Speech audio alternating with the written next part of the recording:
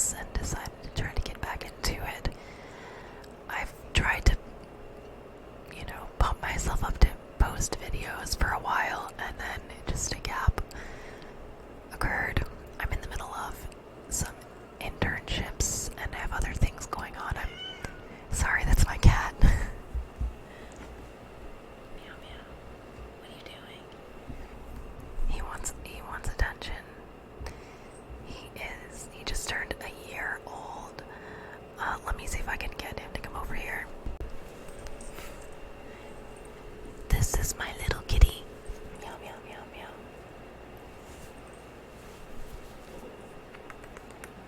I love this little baby. He wants to be put down, so.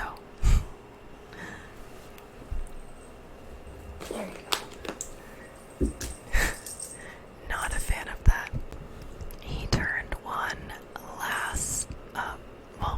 he turned one yesterday, so it's pretty exciting. Anyways, without further ado, let's get into the video. Alright, so Andreen McDonald was 19 years old when she was killed. This happened in Bexar County of San Antonio, Texas. Her husband, Andre, was a major in the Air Force with top secret clearance. He met Andreen in Jamaica and brought her to the U.S. They built a business together. Mainly, she built a business, an assisted living facility that became a very profitable company. They basically became millionaires. The company was called Starlight Homes Assisted Living. Andreen is quoted as saying, "I like to get things done." She owned and operated 2 locations, and I believe she was looking to expand as well. So the couple had 1 daughter together. They were often her name is Elena. They were often laughing and joking. Those around Andreen said that she remained humble and was well regarded in the community. She was generous and a rising star in San Antonio. I think that was what it was. Reliable, dependable, a consistent person. She would never just dip out or up and leave. She was last seen February 28th, 2019, around midnight, after which her phone was turned off and she was never heard from again. March 1st, 2019, Andreen never makes it to work. Employees call her Jim. She never made it in. She is a highly regimented person who maintains a consistent schedule. Gym at 5:30 a.m. every day, and then at work by 8 a.m. Friends and loved ones were calling her phone, and it just kept going to voicemail. Her mother, I believe it's Maureen, she eventually reported her missing that day. Her phone was missing, but her purse, keys, and cars were still at her home. Some speculated at the time that it could be a potential abduction, but the home looked in order, for the most part. Really not much out of place. Initially, they didn't see any signs of a struggle, but then they found odd areas had blood on the wall, on the light switch. There was hair on the switch, and the home clearly was a crime scene. According to detectives, there was also random burn pile outside the home, and then in it, they found a zipper from her blouse. Some said for Andreen to be missing is just not possible. March 1st, Carol Ganbar receives a phone call from one of Andreen's employees. She wasn't picking up the phone and had not made it into work. I also really quickly want to just apologize for all the background noise. It is what it is. This is a lo-fi video. When I can afford a better setup and I have things better set up, then it will be better. So, I hope you still enjoy this video. And with that, back to the video.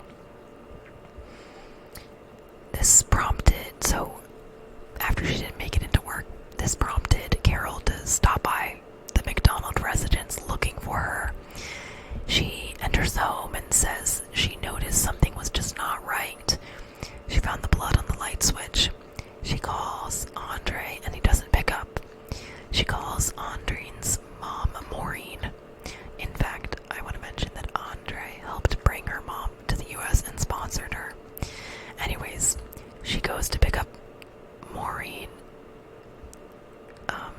and brings her to the home to show her the blood. Carol did. Maureen contacts local authorities and reports Andreen missing. Andre arrives home and says he did not know where Andreen was and says he will go check a hospital in the area. Also, the same day she is reported missing, it is said that Andre hired a lawyer. Andre tells authorities when he got up and got his daughter Elena to school and then headed to work, where he works as a cyber analyst, or worked as a cyber analyst. He says he rushed home when he heard Andreen went missing. My cat is about to bite my feet. Hold on. Okay, so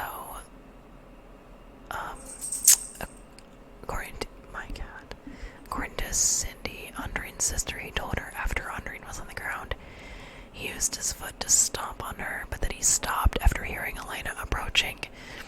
Told her he had planned to dismember Andreen, but changed his mind after having planned to chop up the body. So they filed for divorce. But then reconciled. The filing happened in 2016. Then in 2018, on the 4th of July, they were at a friend's house when it is said that Andre noticed that Andreen had two new tattoos. One was an A, the other a date, which turned out to be her ex-boyfriend's birthday. So the tax office in February with Andreen, according to Andre on the stand, when I was looking through the paperwork, I noticed that Andreen had started this business named Elena's Property Management. Under the business, there was construction taking place for our 4th facility. That was supposed to be taking place under Starlight Homes on our joint property on Scarsdale, which I found shocking because I remember when I did edits for the business plan I submitted to Andreen to give them to the bank, they were under Starlight Homes, where here on this form it says there's a business plan going forward under Elena Property Management, which I knew nothing about. Immediately, I knew she was stealing from me. The entitlement of this man. Stealing when you are a couple and you're married. Do you know what I mean? And she created the business. Anyways, so after this, the two were constantly arguing. This continued when they got home. To cool off, Andre says he left for the gas station and did not come back until about midnight, that he thought by then she would be asleep. He goes on to say that right as soon as I get to where the living room area is, I noticed Andreen is sitting on the couch. At that point, she's right there, so I told her, look, tomorrow when I leave work, I'm going to go back downtown to the divorce lawyer and I'm going to get a divorce. He said that enraged her and she followed him into their bedroom where the argument continued. He said that she started insulting him and getting in his face and spitting in his face. Andreen said he grabbed her face, scratching it. When she noticed she was bleeding, he said she went at him. Again, this is what he said. At that point, he says he gets really angry, and that's when she comes from the back where the switch is to where I was, to attack me. In between scuffling, I remember grabbing her and tripping her over one of my legs, and then she falls, and that's when I kick her twice. Andre then blames his wife for the fight that ultimately resulted in her death, because of course it's her fault that she's dead. The arrogance of this guy. It was referred to as a deadly bathroom brawl. He also mutilated her corpse. So she fell, landed a couple of kicks, received a second kick from him, hears wheezing from his wife, and then he also hears footsteps and realizes their daughter is over by the stairs while he is murdering his wife. He claims he was trying to get his daughter back to bed.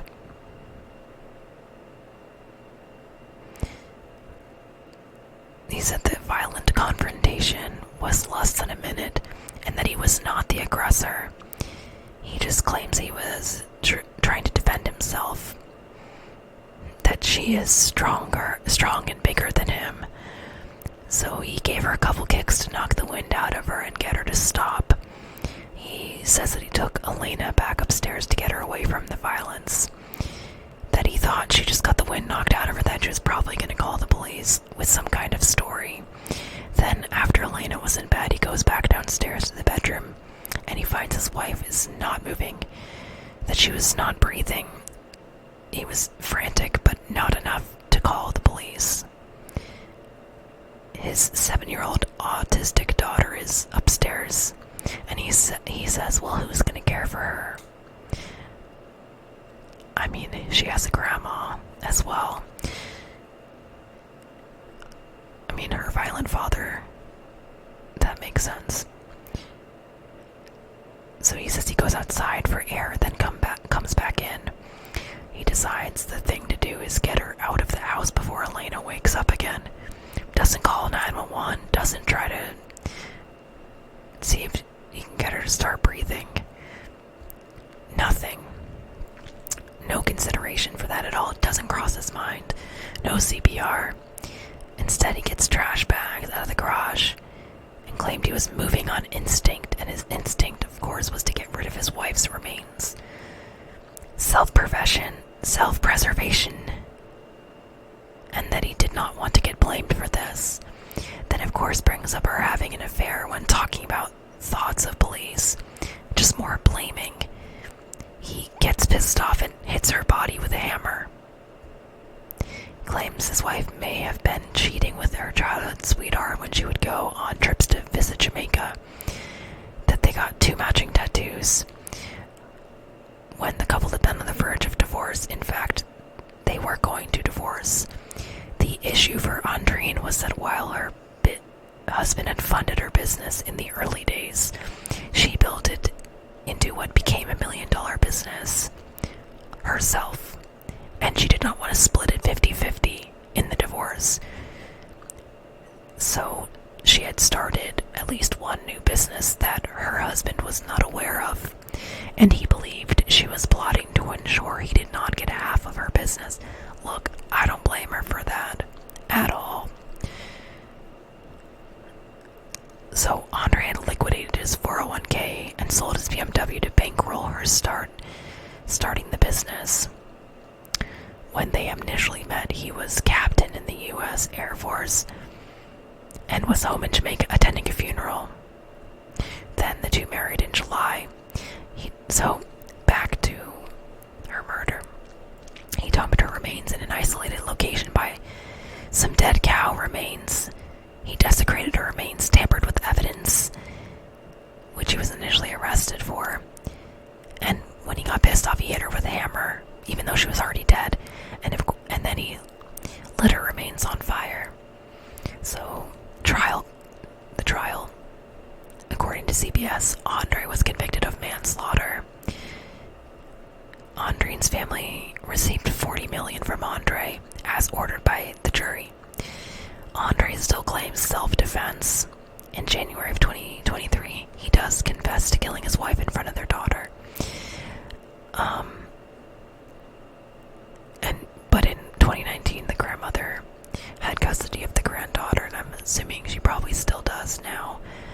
So he was sentenced to 25 years in prison for manslaughter, in addition to the tampering with evidence. He was acquitted of the actual murder. So, Andreen was well accomplished, hardworking, dependable woman. In the midst of relationship difficulties, with a lot of fighting that developed into what led to her death. She had earned a degree from UTSA, and all her accomplishments to her husband were essentially an extension of himself. He viewed her as his property and did not feel remorse for killing his wife as a result. And it's heartbreaking, and my heart